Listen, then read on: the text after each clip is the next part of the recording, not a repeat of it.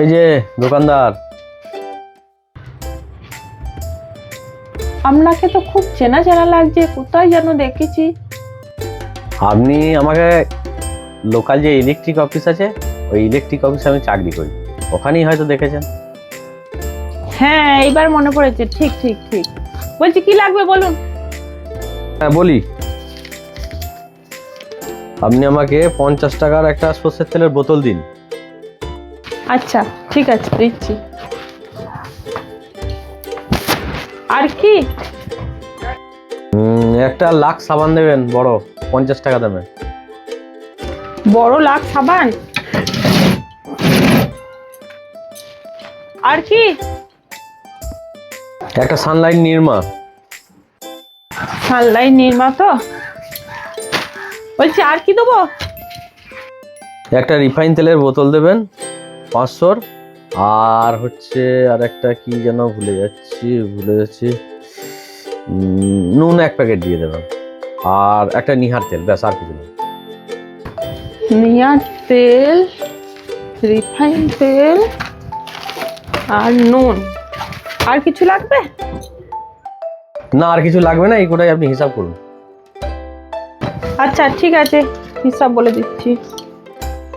Near তেল 40-এর মাল 70। 40-এর মাল 70? রিফাইন তেল 70 মাল 95। সাবান 50-এর মাল 65। কি হিসাব করছে রে বাবা, সব বাড়ি বাড়ি কি হিসাব করছে, হিসাব জানে না নাকি? নির্মা 50-এর মাল 90, নুন 10-এর মাল 18, সর্ষে তেল 50-এর মাল 90, 260 টাকা মাল, 428 টাকা। এই করে মালের 428 টাকা কি দাম ধরছো তুমি? সব 70-এর মাল 90, 90-এর মাল 60, 60-এর মাল 180, কি হিসাব করছো? আমি তো তোমার হিসাব কিছু খুঁজে পাচ্ছি না। আমি যা হিসাব করেছি ঠিকই হিসাব করেছি। কি হিসাব ঠিক করেছো?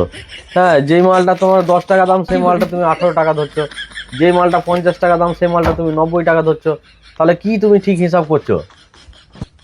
এই যে মশাই, আপনারা যেমন হিসাব করেন সেই অনুপাতে আমি ঠিকই হিসাব করেছি। কি ঠিক করেছেন? আরে বাবা, আমি তো এই মালগুলো যদি অন্য দোকানে নিই, যে কোনো দোকানেই আমি যদি বেশি মাল নিই, সেখানে দামটা কম নেয়। তা আপনার তো দেখি উল্টো সিস্টেম, এখানে আমি দাম বেশি নিচ্ছেন, কম নেওয়ার জায়গায় আপনি বেশি দাম নিয়ে নিচ্ছেন, তাহলে আপনি কি ঠিক করছেন? আমি তো ঠিকই হিসাব করেছি। যার কারেন্টের বিল 10,000 টাকা আছে তার কাছে 10 টাকা ইউনিট নেন, আর যার 15,000 টাকা আছে তার কাছে আবার 15 টাকা ইউনিট নেন, আর যার 5,000 টাকা আছে তার কাছে 5 টাকা ইউনিট নেন। তাহলে হিসাবটা ঠিক করিনি? আমরা তো এরকমই নেন। আরে আপনি ইলেকট্রিক বিলের সঙ্গে এই দোকানের মালের তুলনা করলে হয়? হিসাবটা তো আপনারাই দেখাচ্ছেন। যার 4 টাকা বিল হয় তার কাছে 10 টাকা নেন, আর যার 10 টাকা বিল হয় তার কাছে 20 টাকা নেন। সেই অনুপাতে তো আমার হিসাব একদম ঠিক। আচ্ছা মুশকিল তো, আপনি আপনার মাল রাখুন, আমি মাল নেবো না গো, আমি অন্য দোকানে নিয়ে নেবো, সেখানে কম নেবে। মাল যা দেওয়া হয়ে গেছে আর এই মাল রিটার্ন হবে না, আর এই রিটার্ন হলে আবার ফাইন চাপবে। আমরা যখন কারেন্টের বিল একদিন দিতে লেট করি আপনারা আবার ফাইন চাপিয়ে দেন, আবার আপনারা যখন কারেন্ট কেটে রেখে দেন তার বিলটাও আবার ফুল নিয়ে নেন। ওসব হবে না। মাল যখন দেওয়া হয়েছে নিন আর পয়সাটা দিন, তাড়াতাড়ি দিন, নাহলে আবার ফাইন চাপাবো।